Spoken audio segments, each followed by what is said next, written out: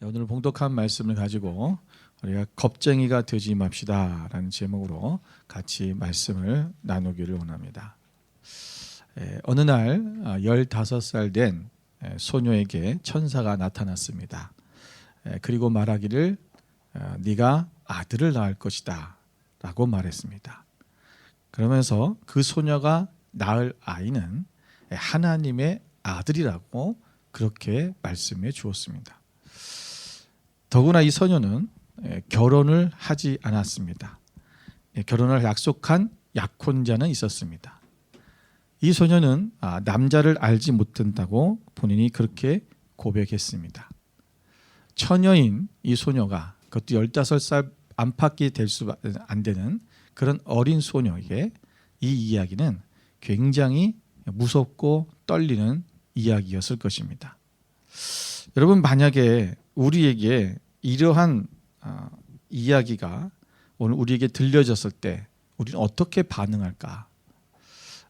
더군다나 이 당시에는 처녀가 임신을 했다는 것은 곧 죽음을 맞을 수 있는 일이었습니다.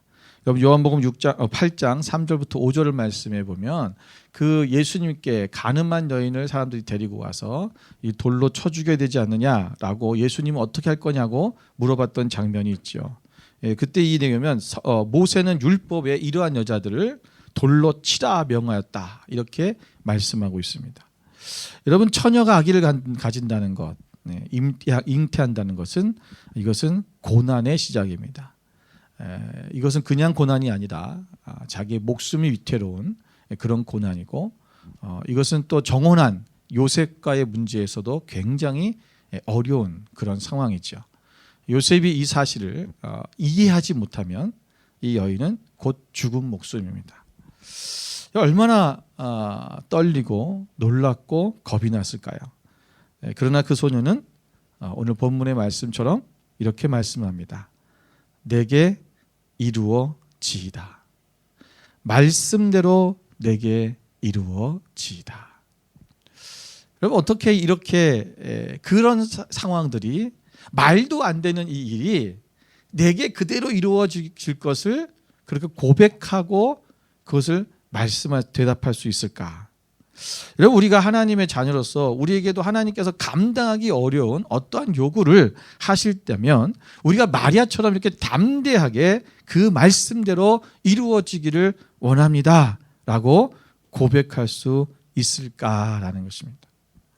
우리는 이보다 더 쉬운 것들을 우리가 하나님께서 말씀하셔도 순종하지 못하는 경우가 다반사입니다. 누구나 가보지 않은 길을 가는 것은 두렵습니다. 왜냐하면 앞에 어떤 길이 우리 앞에 놓여 있는지, 또 그 길을 내가 정말 헤쳐나갈 수 있는지 그것을 우리가 잘 알지 못하기 때문에 그렇지요. 믿음이라는 것은 내가 가보지 않은 길, 내가 경험하지 않은 그 길을, 또는 보이지 않는 길을 가는 것이 바로 믿음입니다. 그 믿음의 길을 가는 것, 그것이 바로 용기가 있는 사람이죠. 우리는 어떤 사람을 여러분 겁쟁이라고 부릅니까? 다수가 다 할 수 있는데 못한다고 할 때 그것을 못하는 사람을 우리는 겁쟁이라고 말합니다. 그러나 여러분, 성경에서는 다르게 말합니다. 그리스도인들은 다수가 다 할 수 있는데 못해서 겁쟁이가 아니라 하나님께서 하라고 명령하셨는데 하지 못할 때 그것이 겁쟁이입니다. 그리고 하나님이 할 수 있다라고 말씀하시는데 나는 못합니다라고 하는 것이 바로 겁쟁이입니다. 여러분, 사랑할 수 있는데 사랑하지 못하는 사람은 겁쟁이입니다. 용서할 수 있는데 용서하지 않는 사람은 겁쟁이입니다. 나눌 수 있는데 나누지 못하는 사람은 겁쟁이입니다. 복음을 전하라고 말씀하셨는데 전하지 않는 사람은 겁쟁이입니다. 여러분, 우리는 겁쟁이로 살 것인가, 아니면 하나님의 용기 있는 믿음의 사람으로 살 것인가, 오늘 우리가 결단해야 될 것입니다.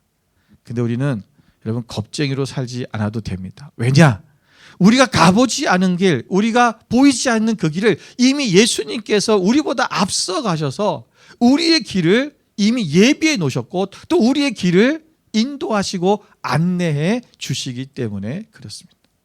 주님의 그 십자가의 고난의 길을 통해서도 우리가 그 앞으로 닥쳐올, 오늘 이 마리아에게 닥쳐올 그 엄청난 고난이 그에게 있을 수도 있지만, 그러나 이미 우리 가운데 하나님이 함께 하신다고 하는 그 사실을 우리가 알고 있을 때 우리는 겁쟁이가 아니라 우리가 믿음의 사람으로 우리가 달려갈 수 있다라는 것입니다.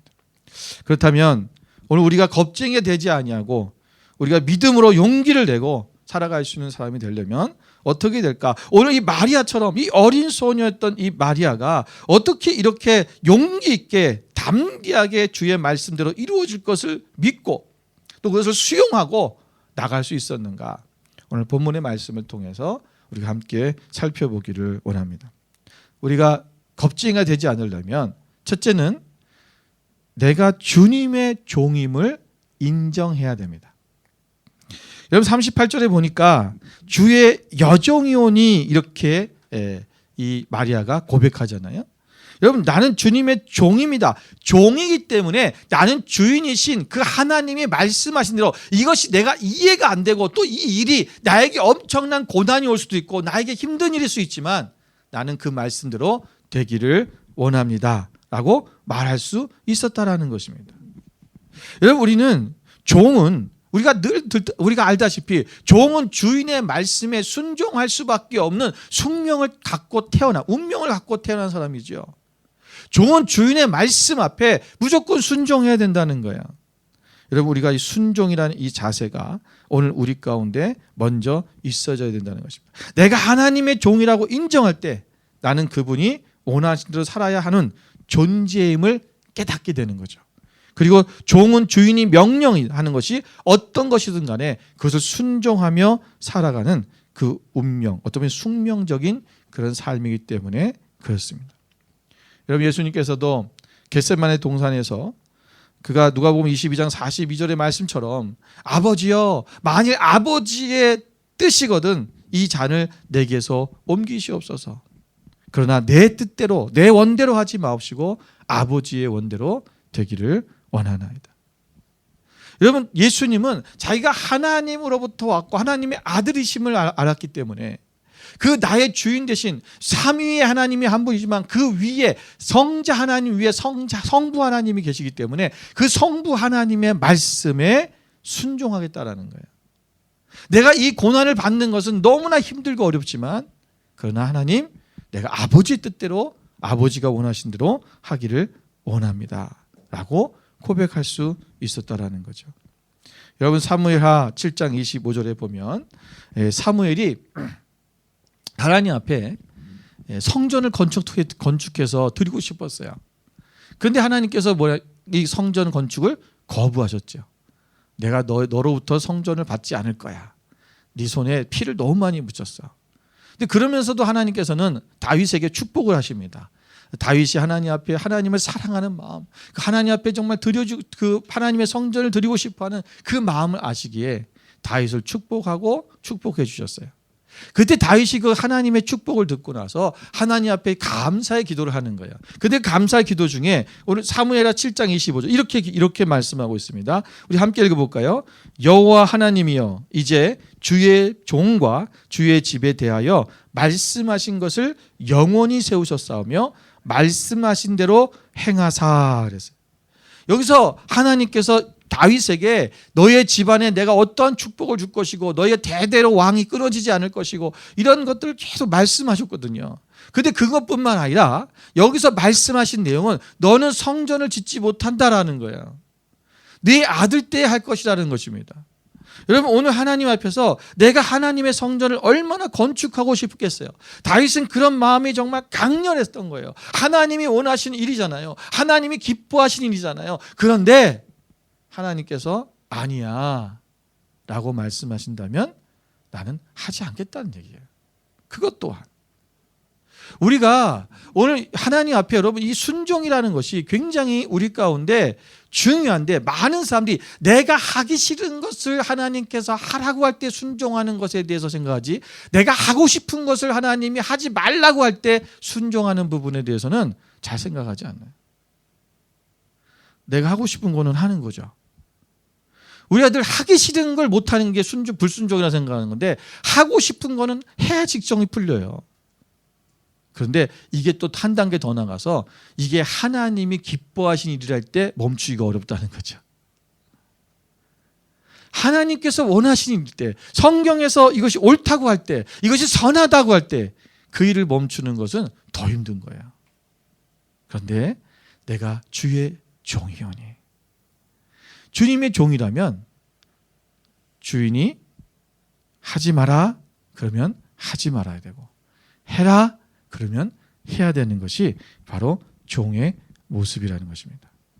용기라고 하는 것은요, 자발적인 용기가 있고 또는 우리가 어쩔 수 없이 책임에 의해서 용기를 내야 될 때가 있어요. 여러분, 우리 예를 들어서 우리 공수부대 군인들이 여러분 비행기에서 낙하를 하지 않습니까? 여러분 그 하늘 높은 데서 낙하산 하나 의지하고 그냥 뛰어내리는 거야. 얼마나 무섭겠습니까? 겁날 거예요.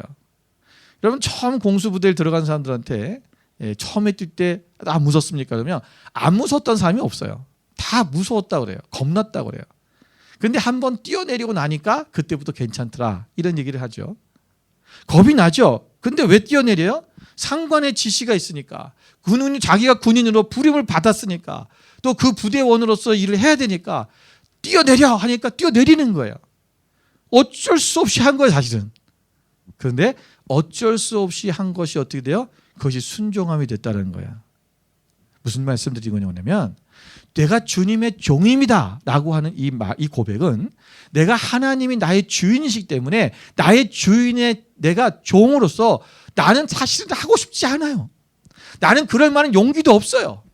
나는 그럴 능력도 없어요. 그런데 종이기 때문에 어쩔 수 없이 주인이 명령하니까 하는 거예요. 이게 우리가 종이라고 하는 이 사실을 인정하고 그것을 인지하고 살아갈 때 이루어질 수 있다라는 거예요. 여러분, 어머니들이 아기를 낳잖아요. 아기를 낳을 때 여러분 그 진통하고 아기를 낳는 거 얼마나 무섭고 겁나겠어요. 그런데 아기를 낳아요. 왜요? 엄마니까. 어쩔 수 없이 하는 거예요. 어떨 때는 하기 싫어도 해야 돼요. 내가 주어진 거라는 거죠. 우리가 순종이라고 하는 것이, 우리가 이것이 용기를 내고 겁이 나지만 힘들지만 용기를 낼 수 있는 그 이유가 뭐냐면 바로 종이기 때문이라는 거예요. 그런데 오늘 이 종이라는 것도 누군가의 종이냐에 따라서 순종함이 달라질 수 있습니다. 자, 여러분 오늘 이 38절에 뭡니까? 마리아가 내게 말씀대로 내게 이루어지다 라고 그렇게 고백하잖아요. 여러분, 이 마리아는 지금 하나님의 종이라는 거야. 나는 하나님의 종이기 때문에 그 말씀대로 이루어지는 것을 내가 알고 있고, 그 말씀대로 모든 것이 하나님의 그 권능 아래 이루어지는 것을 내가 알고 있기 때문에 나는 그 하나님의 말씀에 순종합니다 라는 거죠. 여러분, 이 창세기 1장 7절 말씀을 보면 하나님이 궁창을 만드사 궁창 아래의 물과 궁창 위의 물로 나뉘게 하시니 그대로 되니라 그랬어요.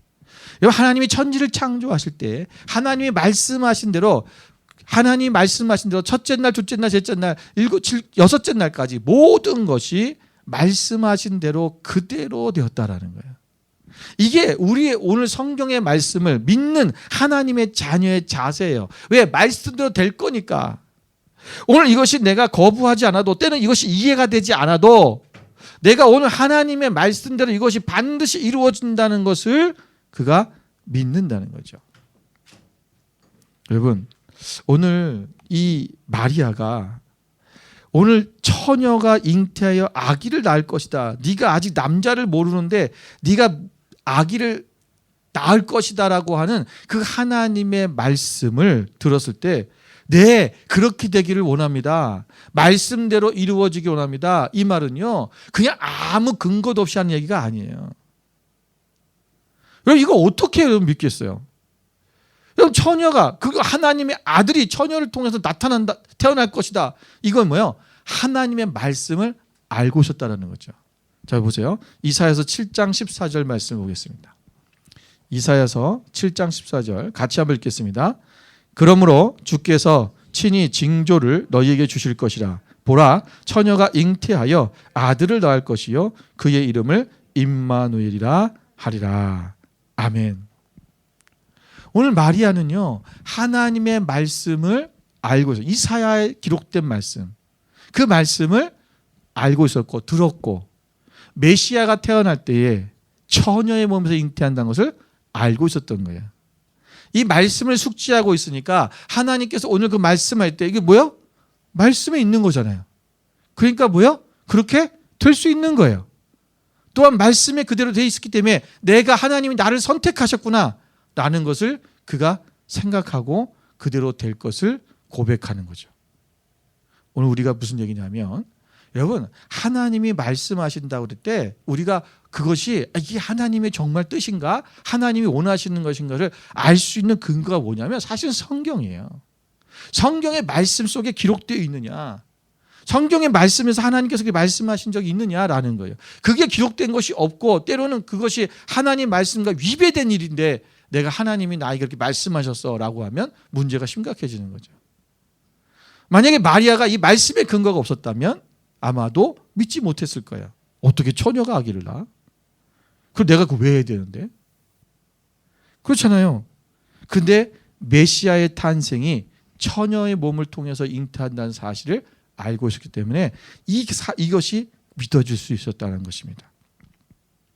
또한 그가, 여러분 우리가 읽지는 않았지만 누가복음 46장 48절에 1장 46절 48절에 보시면 그가 이제 마리아가 하나님을 찬양하는 그 찬가가 나와요. 자, 거기에 보면 이렇게 기록되어 있습니다.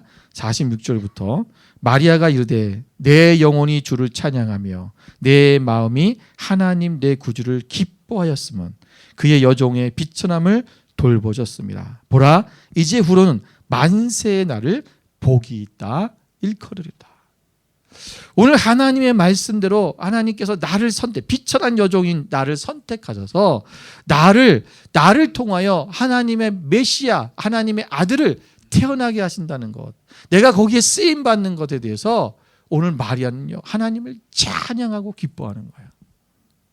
이 일이 일어날 수 있었던 게 뭐냐? 말씀대로 되어진 것을, 말씀에 그렇게 된 것을 알고 있었기 때문에 순종할 수 있었다라는 것입니다.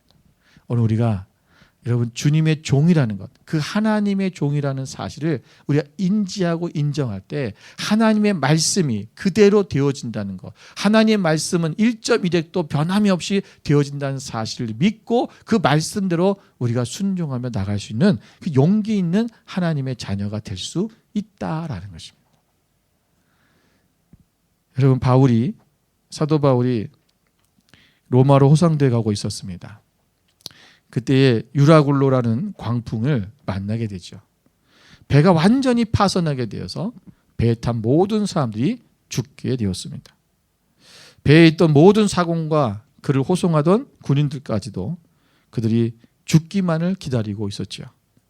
그때 사도행전 27장 24절 25절에 보면 사도 바울이 그들을 향해서 이렇게 외치는 장면이 나옵니다. 우리 같이 한번 읽어보겠습니다. 바울아, 두려워하지 말라. 네가 가이사 앞에 서야 하겠고 또 하나님께서 너와 함께 항해하는 자를 다 내게 주셨다 하였으니 그러므로 여러분이여 안심하라. 나는 내게 말씀하신 그대로 되리라고 하나님을 믿노라. 아멘. 오늘 하나님께서 그 바울의 꿈에 나타나셔서 내가 오늘 이 모든 사람들이 다 안전할 것이다 라고 말씀해 주셨다는 거예요. 나는 그 하나님 말씀하신 대로 나는 그대로 될 것을 믿는다. 여러분, 이 망망대해 속에서 여러분 아무도 자기들 구원해 줄 사람이 없어요. 살 길이 없는 거예요. 그 바닷길에 능한 사공들조차도 포기했다는 거예요. 죽을 날만 지금 기다리고 있는 거예요. 그런데 오늘 하나님께서 말씀하셨다. 여기에 있는 모든 사람 한 사람도 해함이 없고 모두 살아날 것이다. 오늘 하나님께서 말씀하신 안심하라. 나는 하나님께서 말씀하신 그대로 되리라고 믿는다. 여러분, 바로 이 고백이 오늘 우리의 고백이 되어야 될 줄로 믿습니다. 하나님이 말씀하셨다면 나는 그분의 종이기 때문에 말씀하신 대로 믿고 말씀하신 대로 행하고 말씀하신 대로 나아가는 거예요. 이게 바로 용기 있는 자입니다. 우리가 겁쟁이가 되지 않을 수 있는 것은 그 하나님의 말씀이 바로 내가 하나님의 종이므로 그 말씀대로 이루어진다는 사실을 기억하고 믿음으로 나아가는 것입니다.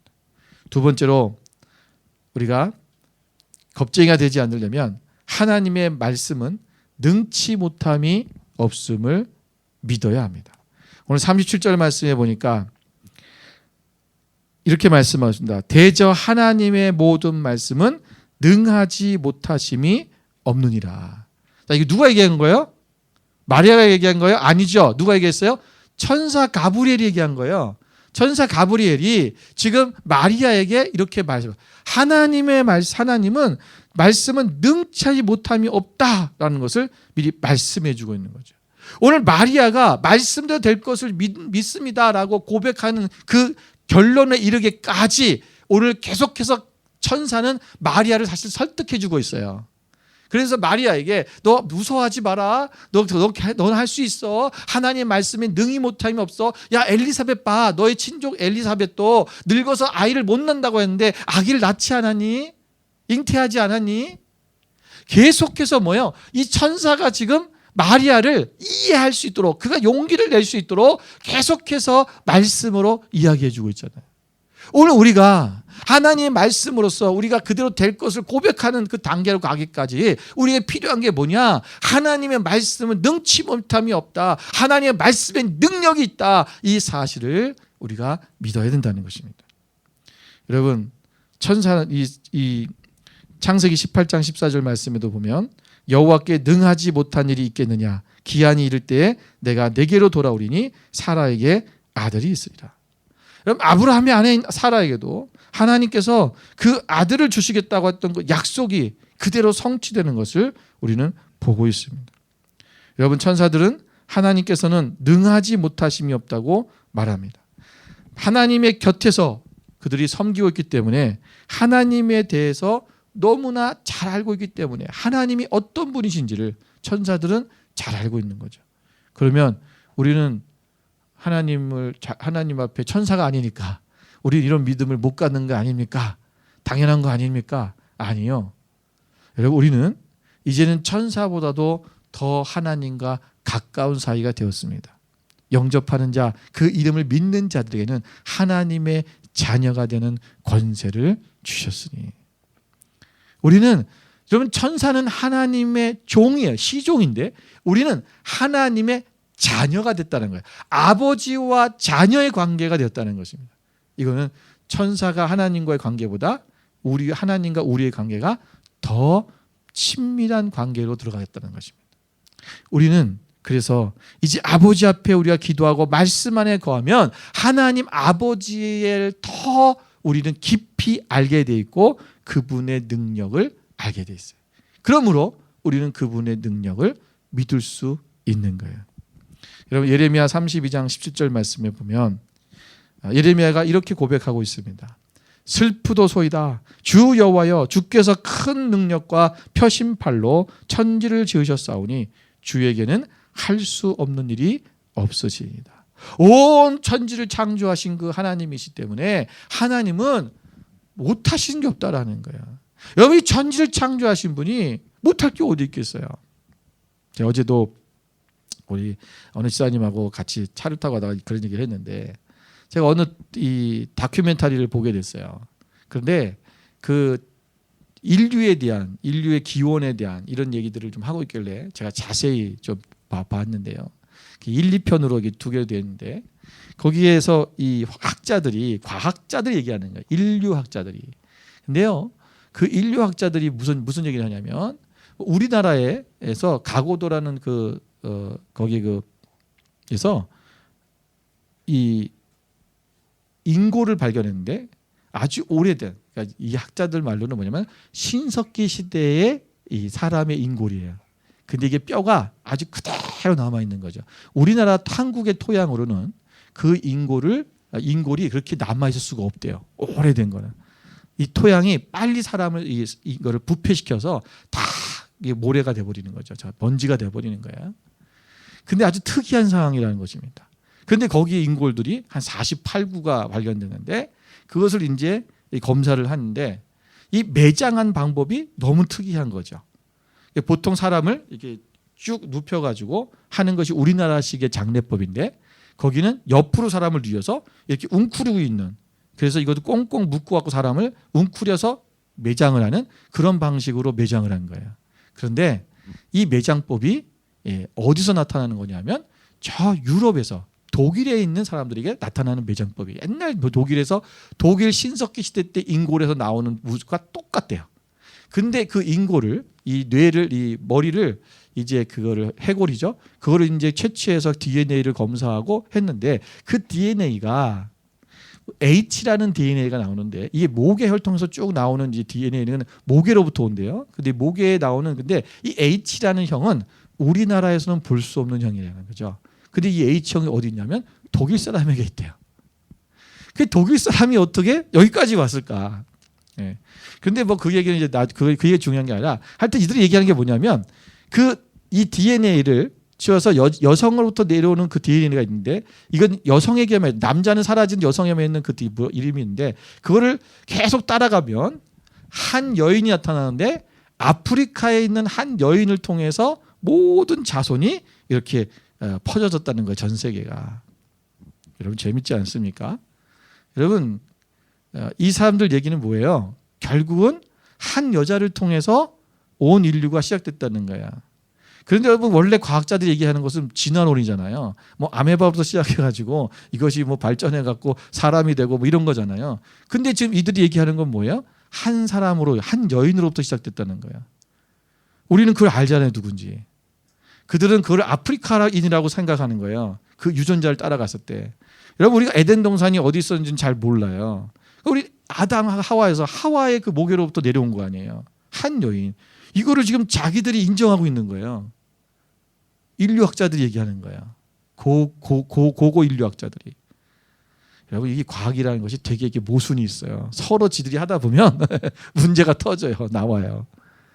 무슨 말씀드리냐면 여러분 하나님 우리를 창조하셨다는 거예요. 이거는 성경의 말씀이 그대로라는 거예요. 그러니까 하나님이 우리를 창조하셨다 그러면 그분은 이 하나님 우주 만물을 창조하신 분인데 그분이 못할 게 어디 있냐는 거죠. 능하지 못할 게 없다.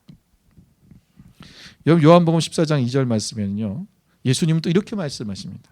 내가 진실로 진실로 너희에게 이르노니 나를 믿는 자는 내가 하는 일을 그도 할 것이요 또한 그보다 큰 일도 하리니 이는 내가 아버지께로 갑니다.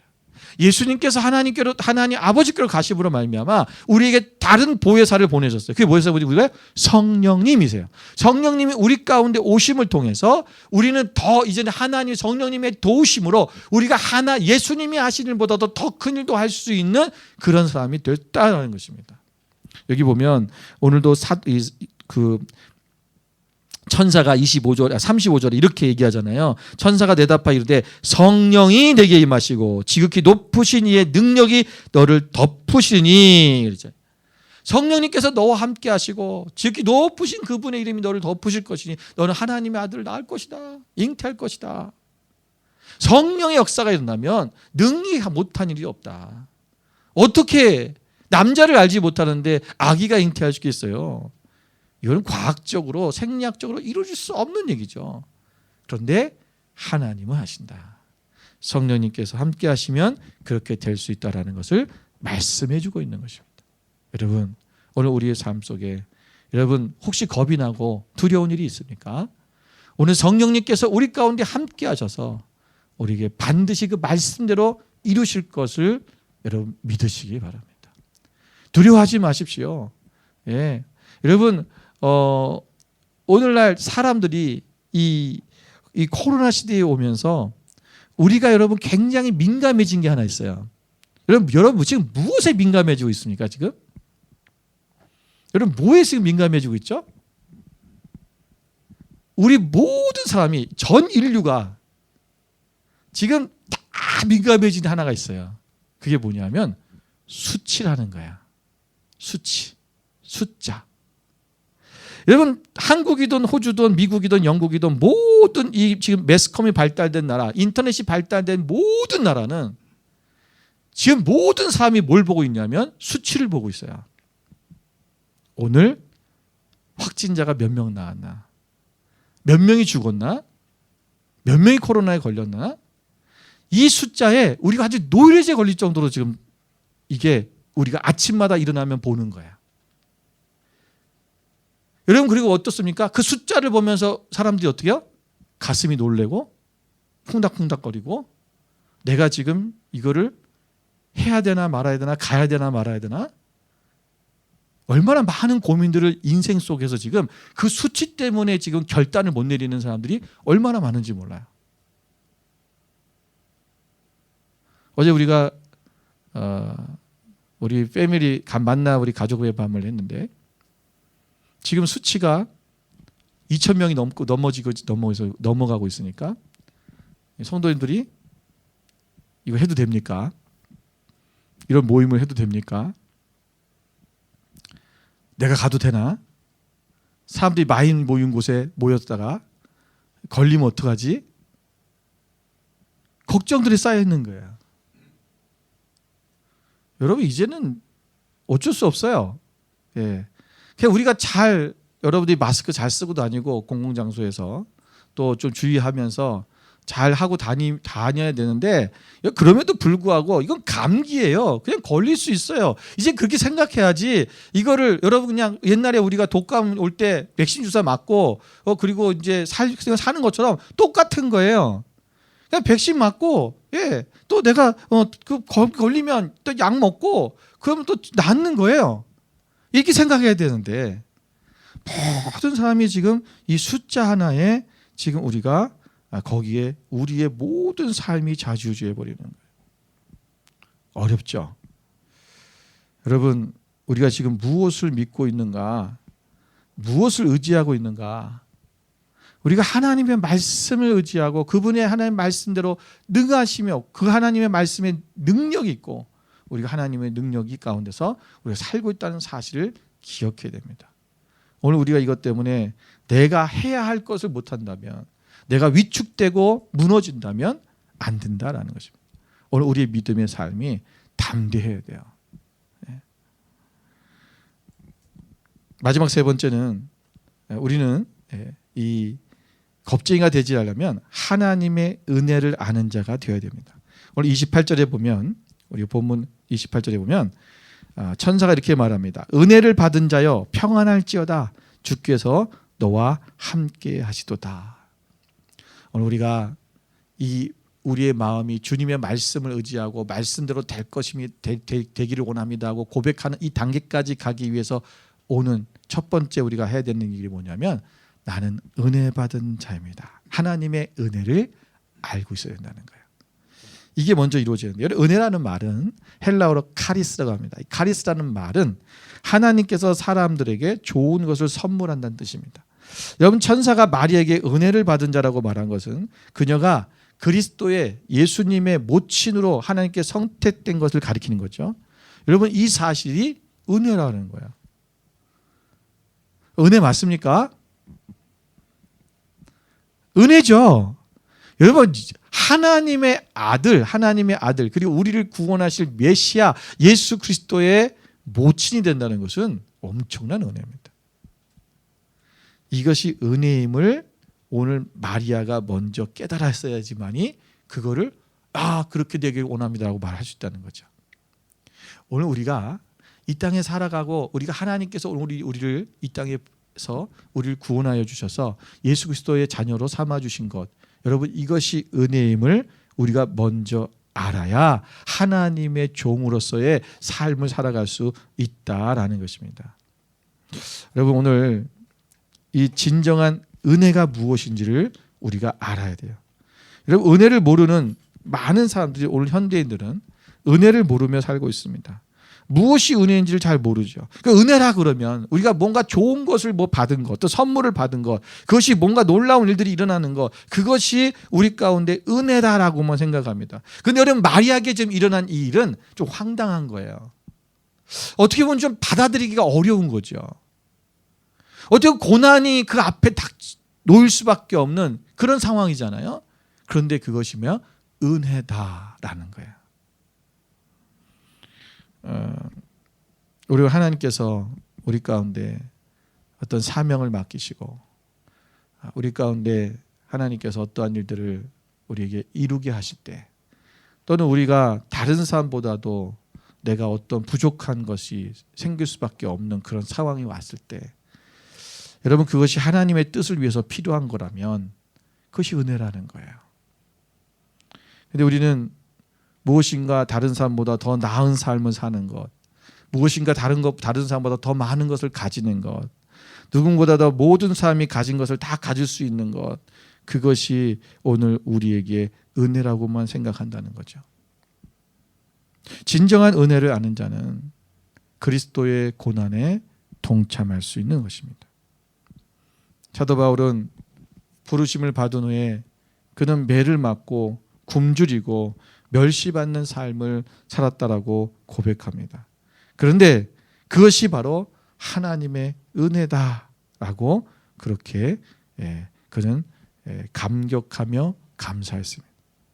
디모데 1장 12절에 보면 디모데에게 이렇게 말합니다. 나를 능하게 하신 그리스도 예수 우리 주께 내가 감사함은 나를 충성되이 여겨 내게 직분을 맡기심이니. 오늘 이것이 내게 이 어려운 직분, 그 사도로서의 그 길 가는 바울의 그 엄난한 그 길이었지만 나를 충성되이 여겨서 내게 이 직분을 맡기셨다. 나는 그것을 주께 감사한다. 그것이 힘들고 어려운 고난의 길이지만 감사합니다. 나 그것이 은혜임을 아는 거죠. 나 같은 자를 정말 할례 받지 못하여서 정말 죽을 수밖에 없는 정말 저 미천한 그런 존재 같은, 정말 하나님의 사람들, 믿는 사람들을 잡았다 죽이려고 쫓아다니던 그 사도 바울에게 하나님께서 은혜를 주셔서 나를 이렇게 사도로서 불러주셨다. 그 감사하는 거죠. 오늘 우리에게 각자에게 하나님께서 오늘 주신 그 사명들이 은혜임을 알아야 됩니다. 오늘 이것이 우리에게 주어진 것이 때로는 힘들 수 있어요. 남들보다 좀 더 일찍 나와야 되고, 남들보다 좀 더 수고해야 되고, 남들보다 또 시간을 투자해야 되고, 우리가 하나님의 나라를 위해서 우리가 무엇인가를 해야 되는, 또 남들보다 더 많은 것을 또 흘려보내야 되고 나누어야 되고, 고난이 같지요. 근데 이것이 은혜다. 이것을 아는 자, 그런 자가 진정으로 하나님 앞에 온전한 삶을 말씀대로 될 것을 믿고 말씀대로 이루어질 것을 고백하는 용기 있는 사람이 될 수 있는 것입니다. 여러분, 우리가 믿음의 삶에 여러분 겁쟁이가 되지 맙시다. 우리가 신앙생활하면서 늘 겁에 사로잡혀서 두려워 사는 것이 아니라 우리가 담대하게 하나님을 온전히 믿고 말씀대로 될 것을 믿고 믿음으로 전진해 나가는 그런 하나님의 자녀 되시기를 주님의 이름으로 축원을 드립니다. 함께 기도하겠습니다.